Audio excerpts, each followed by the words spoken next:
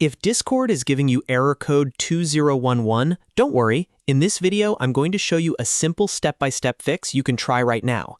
This issue can happen because of app settings, cached files, network problems, or even outdated graphics drivers. The good news is that most people can solve it without reinstalling everything from scratch. If this video helps you out, username. On the left-hand side, scroll down until you find Advanced. Inside the Advanced menu, look for Hardware Acceleration. If it is turned on, try switching it off. If it is already off, try turning it on instead.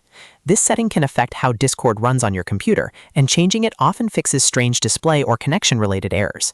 After you toggle it, completely close Discord and restart the app so the change can take effect.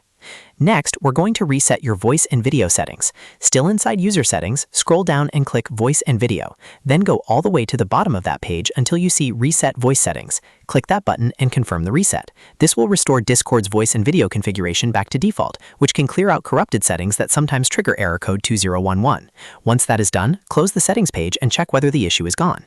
If you are still seeing the error, the next step is to restart your network equipment. Sometimes Discord errors happen because your internet connection is stuck or your router needs a fresh start. To do this safely, unplug your router from power, wait at least 2 to 3 minutes, and then plug it back in. Give it a few moments to fully reconnect before opening Discord again. This simple power cycle can refresh your network and fix connection problems that may be causing the error. Now let's clear the Discord app cache. On your keyboard, press Windows key and R at the same time to open the run box. Type %appdata% and press Enter. A file explorer window will open.